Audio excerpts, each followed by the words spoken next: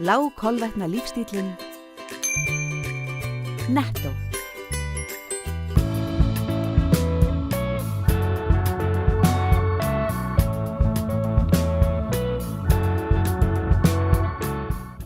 Komið sæl og verið velkomin í sjónvarp Víkurfrétta.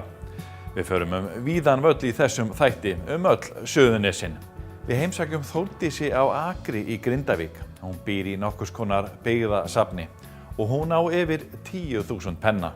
Ég búin að fá penna frá Kína, Japan, Bandaríkjunum, England, Svíþjóð og Noregi og bara nefndi það.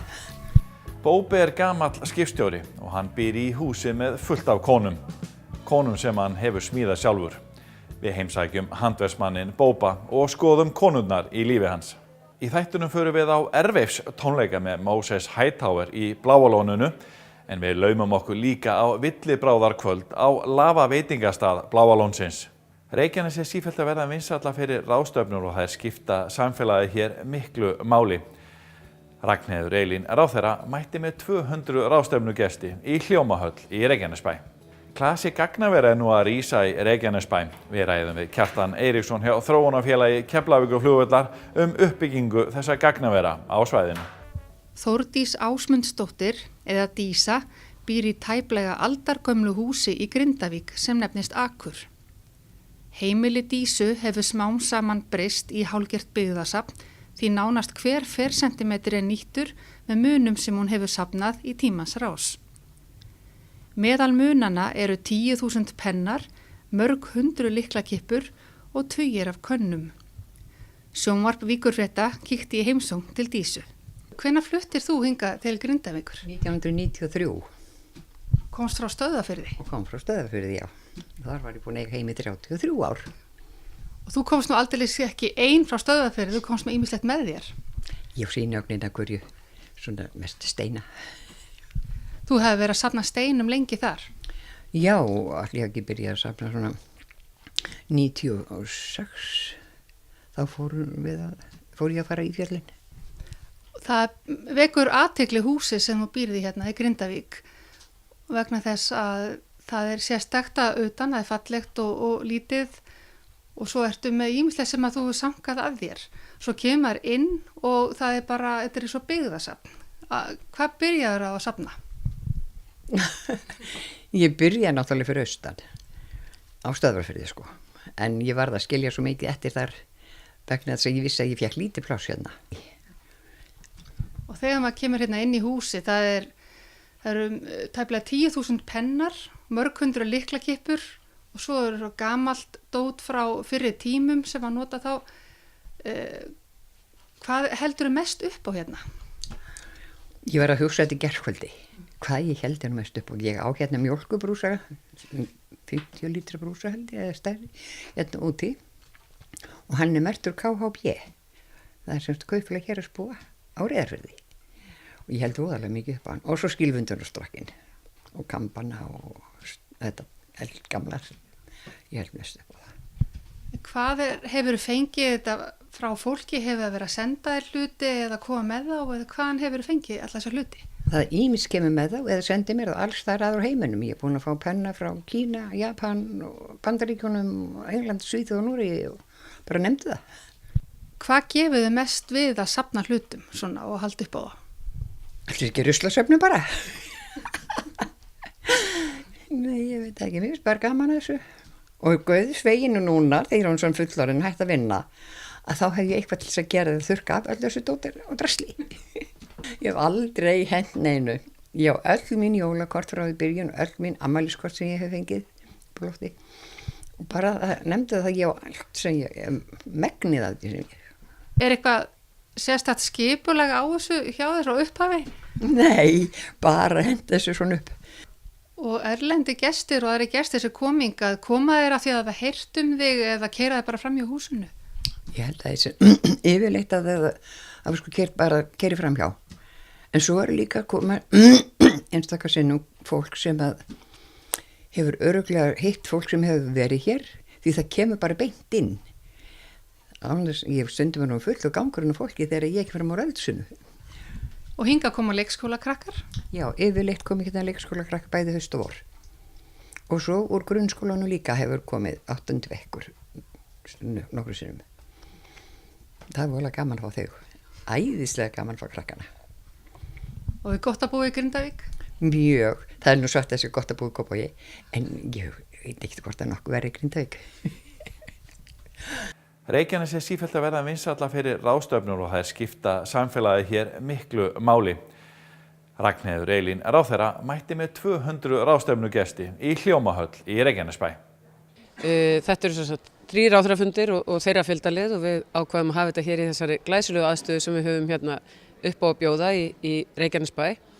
Og svo samhliða þessu og í tengslum við formennsku okkar Íslendinga í norrænu ráðherranefndinni er haldin hér 200 manna ráðstefna í Stapanum lífhagkerfið sem er hluti af okkar formennsku áætlun, eitt verkefni í þeirri áætlun. Þannig að það er nóg að vera hérna hjá okkur í dag. Hvernig gengur þessi umræða fyrir sig? Þessi umræða gengur vel fyrir sig og þetta er mikilvægt samstarf.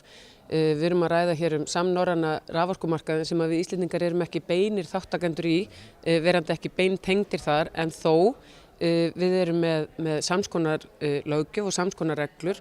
Við erum að ræða hér samstarfi við Evrópusambandið og hvernig Norðurlöndin geti betur komið sínum áherslum á framfæri inn í því samstarfi hvar sem að löndin eru, Noregur og Ísland verandi í EES og hinna 3 þjóðirnar innan Evrópusambandsins. Við erum að ræða sérstök verkefni sem varðar endurnýjanlega orkuskipti samgöngum og fjölmörg verkefni sem eru á sameiginlegu borðið okkar. Og öll voru við sammála það að við vildum auka þetta samstarf, það er okkur öllum mikilvægt. Hvað þýðingu hefur þetta fyrir Ísland? Þetta hefur þá þýðingu að við þarna getum leitað okkur bandamanna í málum sem okkur snerta og við þurfum aðstoð við. Við getum miðlað af okkar reynslu sem er töluverð sérstaklega á sviði orkumála og einnig, og það verður fróðlegt hér og eftir að ræða atvinnumálin og nýsköpunarmálin. Þar höfum við margt fram að færa og munum meðal annars frá kynningu frá Vilborgu Einarsdóttur, forstjóra Mentor, sem mun kynna fyrir okkur vinnu sem við settum á stað varðandi nýsköpunarmálin. Þannig að við fáum heilmikið út úr þessu, bæði það að geta miðlað af okkar reynslu, en einnig fáum við að sjálfsögðu bæði reynslu og þekkingu og stuðning frá Norðurlöndunum, hvað önnur mál varðar sem að uppkunna að koma. Tekurðu rúnt svæðið með kollega þína og sýnið þeim hálfbyggt álver, kísilver á leiðinni og eitthvað fleira? Ég veit ekki hvort ég ná að fara á rúnti með þeim. Við erum búin að tala öll þessi mál. Við borðum í kvöld í Bláa lóninu, þannig að ég reyni að fara með okkur eins vítt og breytt hér svæðið eins og við getum. Þannig að auðvitað allir að flýta sér og þess vegna er gott að vera nálægt flugvöllunum. Menn geta komið og farið og nýtt tíman sem allra best, þannig að þetta er mjög góður staður fyrir svona fundahöld þar sem að menn eru að koma að fara og sérstaklega þegar marga málaflokkar er að ræða sem að ólíkir einstaklingar bera ábyrgð á, þá er þetta tilvalinn staður til svona fundahalda. Já, maður spyr eiginlega bara af hverju hérna svona stór ráðstefna og ráðherrafundur hér í Bílabænum, í Reykjanesbæ? Vegna þess að við höfum hér allt til alls. Við höfum þessa glæsilega aðstöðu, bæði til að geta haldið alla þessa fundi og ráðstefnuna á einum og sama staðinum. Við getum boðið upp á veitingaþjónustu og allt þetta. Hér er næg gistiaðstaða og menn eru mjög ánægðir með það að geta sparað sér tíma og ferðatíma. Það er þreytandi að vera sífellt á ferðalögum og menn eru þakklátir fyrir það að vera hér 5 mínútur frá flugvöllinum. Þannig ég spái því að þessi aðstæði eftir að vera vel nýtt, ekki bara hjá okkur í stjórnsýslunu, heldur líka hjá fyrirtækjum sem eru á ferðaflugi og þurfa að nýta tíman sem allra best. Klasi gagnavera er nú að rísa í Reykjanesbæ. Við ræðum við Kjartan Eiríksson hjá Þróunarfélagi Keflavíkurflugvallar uppbyggingu þessa gagnavera á svæðinu. Í Reykjanesbæ er risinn stærsti gagnaversklasi landsins með tilkomu gagnaversins Mjölnis sem nýlega er risið á vegum Advania. Gagnaver Vörn Global hefur hins vegar vaxið hratt á síðustu misserum og þarf fljótlega að stækka byggingar sínar enn frekar. Sjónvarp Víkurfrétta bað Kjartan Eiríksson hjá Þróunarfélagi Keflavíkurflugvallar að segja frá uppbyggingunni og þá fyrst hvernig hún hefur verið hjá gagnaveri Vörn Global. Þetta er bara risavaxið nýsköpunarverkefni, þetta er nýr iðnaður og nýju svæði og það er nýsköpun voru vel fjármagnaðir, þannig að svona ýmsir af þeim þáttum kannski sem að frumkvöðlar og nýsköpunarfyrirtæki að glíma við almennt, að það voru þeir ekki að glíma við, þeir gátu mikið einbeitt sér bara því sem að lauta faglegri uppbyggingu verkefnisins.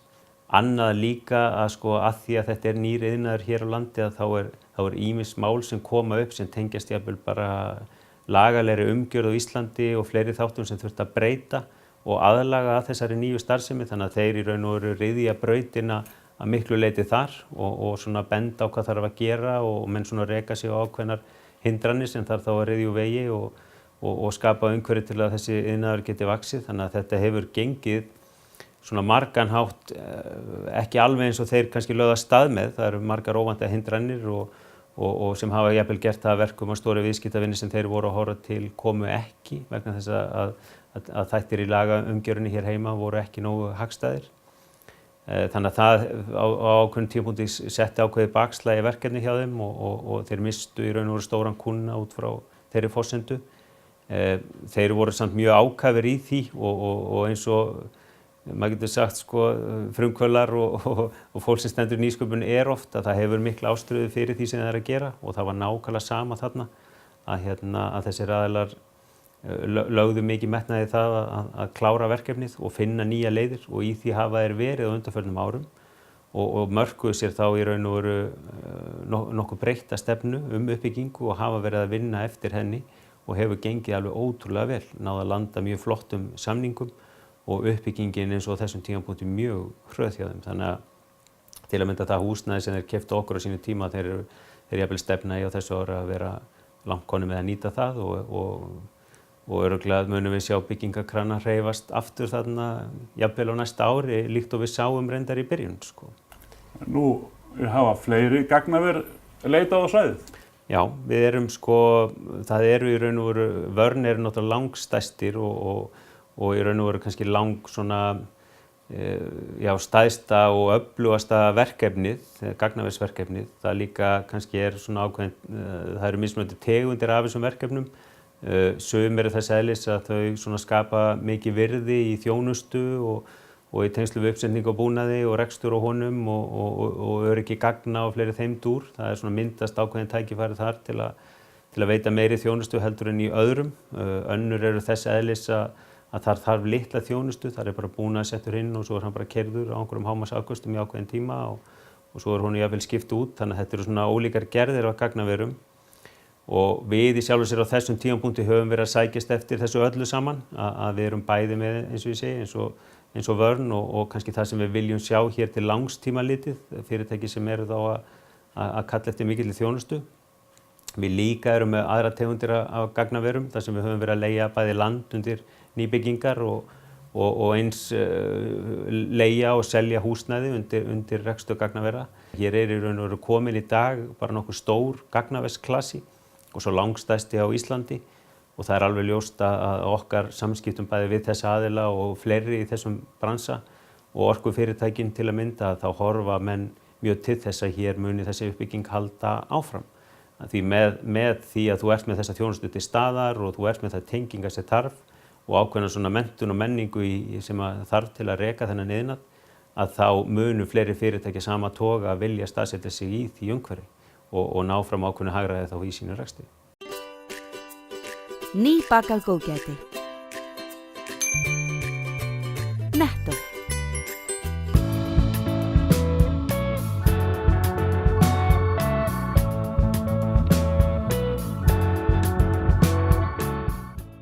Komið sæl eftir, við höldum ferð okkar áfram Suðurnesin enda mikið í gangi þessa dagana.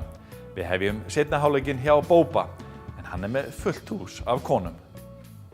Guðmundur Garðarsson, eða Bóbi, skipstjóri í Njarðvík, gaf sig á vald sköpunargyðjunni eftir hálfrar aldrar sjómennsku. Hann fann sér áhugamál sem tengist sjónum með því að safna rekarviðadrumbum og breyta þeim í konur. Og það ekki eins og það sé ekki nóg af konum í lífi skipstjórans sem á 5 dætur og hóp barnabarna þar sem hallar verulega á karlkynið. Við erum stödd hérna í skúrnum þínum sem nokkuð skona vinnu aðstæða, svo búin að koma þið fyrir og ert að vinna hérna tréskúltúra úr rekavið. Já, það hérna fínt að vera í ellinni. þegar maður hættur að finna sér eitthvað upp hérna að gera. Hvað hefur þið lengi verið að þessu? Það búin að vera eitthvað 4-5 ár, leika með þetta.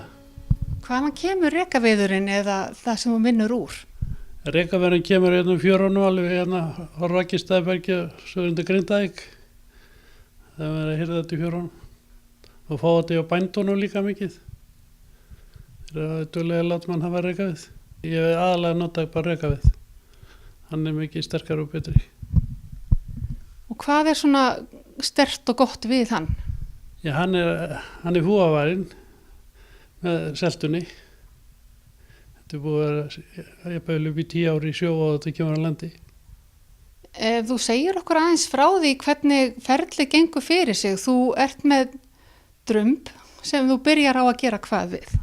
Ferli byrjar með að fyrir fjörun og næri drumbinn, verða með keðjusegin og sagar þetta í búta, hæfilega búta sem maður getur borið og unnið úr. Og síðan tekur maður ferli bara með keðjusög, mótar þetta til og síðan tekur sporjárni við og þarna slípur okkurinn og jöðurinn til að fullvinna og síðan kemur augun og hárið í restina. Þá er þetta svona nokkur neginn búið. Og hversu lengi ertu með hverja fígúru fyrir sig? Það finnst svona vika í þetta, hvað svo þess. Nálægt því. 40 stunda vinnuvika? Já, nálægt því. Og þú býrð aðalega til konur? Hvers vegna? Ég gleyfi að gera kallana. Það er bara það. Ég hef lítið gert að því. Og nú hefurðu gert ýmis konar konur. Þær eru kannski með ýmis konar fyrirmyndir skúlptúrarnir þínir. Er þetta hinar þessar konur sem þú séð? Nei, ég vil eitt á bara byrja í augunum. Byrja að gera, taka fyrir augunum og gera nefið. Svo vinn ég þetta út frá því. Það verða bara til svoleiðis. Og ég sé hérna hjá þér að þú ert með Mart Simpson til dæmis og Leiu prinsessu. Já. Hvernig dattir í huga að hafa þær? Já, það er bara fyrirmyndinar. Það er ekkert öðruvísi hárið. Þetta er bara hárið sem að gera öðruvísi en hitt. Þetta verður einhvern veginn svolítið til. Já, augun eru svona svipuð og það er hárið sem að svona greinir þær að. Já, það greinir bara hárið. Þetta verður allt til eins. Það er bara hvernig maður byrjar og svo hvernig vinst úr því. Og hvað kallarðu þetta hísi hérna sem eru stödd núna? Þetta er bara galleri, eitthvað svoleiðis, sem hefur þetta í. Það er að leifa þess að springa hérna svolítið og jafna sig. Þetta er búið að gera. Það er mjög algengt að þurfa að gera við þetta og maður selur þetta. Og hér eru þá kjöra aðstæði til þess? Já, þetta er fínt að láta þetta vera hérna og þarna. Ég tek varastykki og hverju styttu í póka til að geta gert við sama við og það fer sama efni í hana og fór úr henni. Þú talar um hárið, það greinir þær að. Hvernig gerir þau hárið? Þetta er bara, ég vil þetta er alltaf bara þetta er gerð vírgrind og svo kemur hitt og eftir. Þetta er bara gert með lími. Og er nú ykkur þeirra sem þið ekki vænstum? Nei, þetta er allt svipað. Þetta er sama vinnuferli í þessu öllu. Sama haft svipað fyrir þessu. Og það er ein hérna með 4 andlit. Er ykkur ástæð fyrir þú ákvast að hafa 4 andlit á henni? Nei, þetta var bara svo stór drumbur að ég ákvaði að hafa 4 andlit til að hafa svolítið víðsýna. Svo sjáum við vel til. Það er ágætt svörður. Eins og fyrr segir byrjaði Bóbi að vinna konur í tré fyrir 4 árum. Konurna þróuðust úr öðru verkefni sem hann vann að á æskuslóðum í garðinum. Ég byrjaði eiginlega í að gera skilti. Ég gerði skilti út í garði. Ég gerði 130 skilti þar og í mjög skennileiti. Svo þegar maður búin að því þá var maður að leika sig við þetta.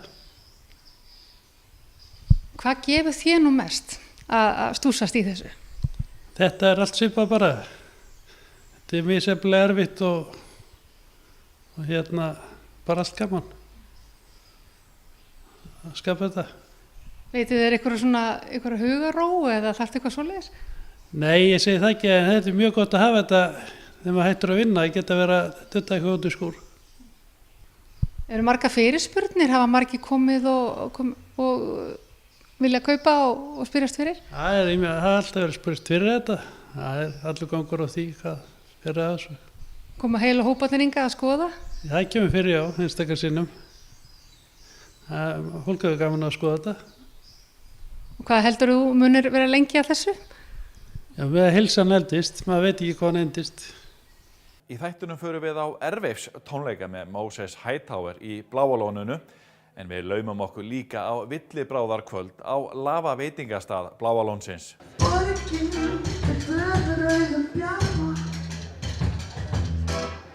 Taktu var hátíð undir Moses hér í kvöldi mættur til að hefna lítil Magnúshár. Það er ekki einungis Airwaves í miðborginni, það er líka hérna í Bláa lónu.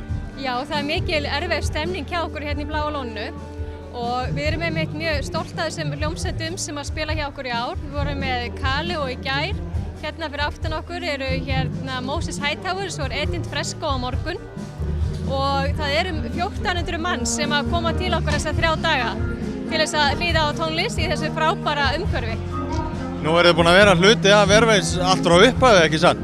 Jú, við vorum meðal þeirra sem koma Airwaves strax í upphafi og það var boðið hausti 1999 að það voru fyrstu tónleikarnir og það voru úti tónleikar sem að voru hérna út við lónið og síðan hérna hefur viðburðurinn svona bara vaxið og þroskast svona með fyrirtækinu og á síðasta árið tókum við viðburðurinn mestuleyti hérna inn í lavasalinn þar sem að fólk nýtur stemningarnar fyrir lónið og eftir, hlýðir þar aðeins á DJ og svo eru veitingar sem að snillingarnir okkar hérna á Lava hafa reitt fram.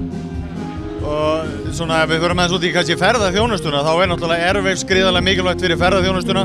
Þið eru náttúrulega risi í ferðabransanum, er ekki gott að tengja þetta svolítið saman? Jú, og þess vegna komum við að Airwaves strax í upphafi og það hefur skipt okkur miklu máli að taka þátt í Airwaves. Við höfum boðið til okkar blaðamönnum í gegnum áriðin og þannig stuðlaði bara landkynningu í gegnum Airwaves og svo erum við líka að sjá bara breytingu í ára. Það eru allir núna með sinn eigin litla fjölmiðl í símanum og fólk er að senda myndir heim og einmitt frá stemningunni hér og þetta hjálpar okkur allt við að draga fleiri ferðamenn til landsins og vekja einmitt áhuga á Íslandi fyrir tónlistina og þá finnst mér líka svo vel við hæfi að hafa svona viðburð hérna í Bláa lóninu af því að Suðurnesin eru auðvitað stórveldi í tónlist þegar við hugsum til þess. Hvernig eru útlendingarnir að taka í þetta, hlusta á tónlist, skella sér í lónið, hvernig fíla þér þetta? Mjög vel, þeir eru mjög rólegir og eru greinilega að njóta þess að geta blanda saman hérna hágeða tónlist og menningu og náttúrunni og að vera í Bláa lóninu, 1 af 25 undrum veraldar.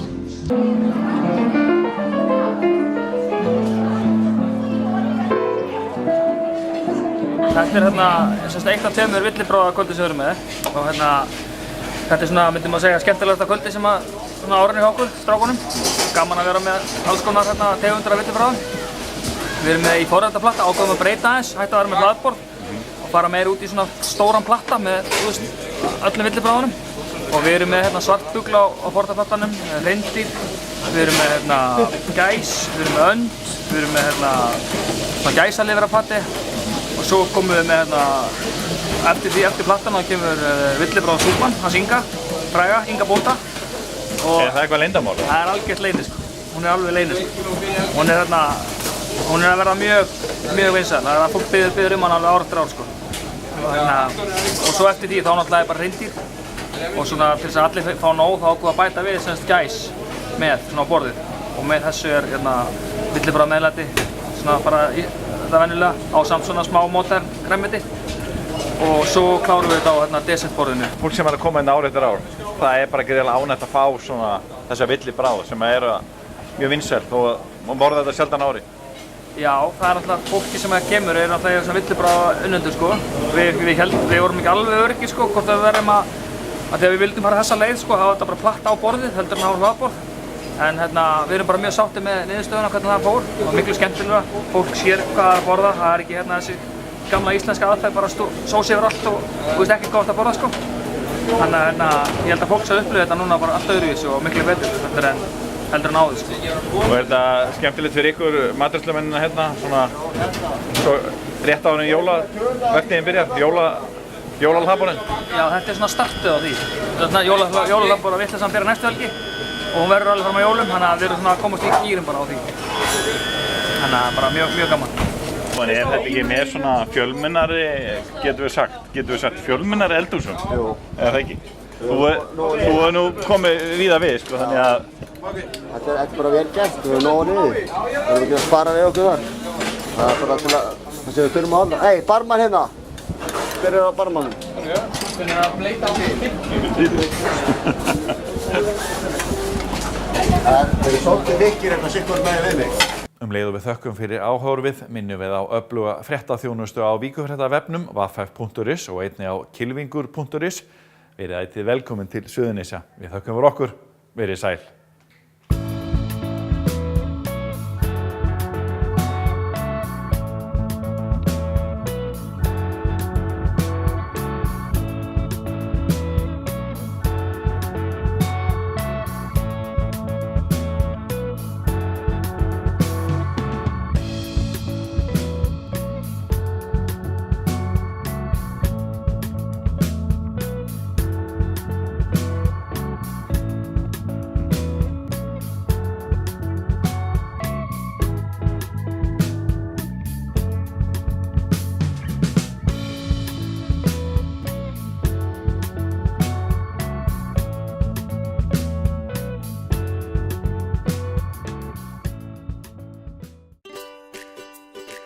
Sushi, alltaf ferskt.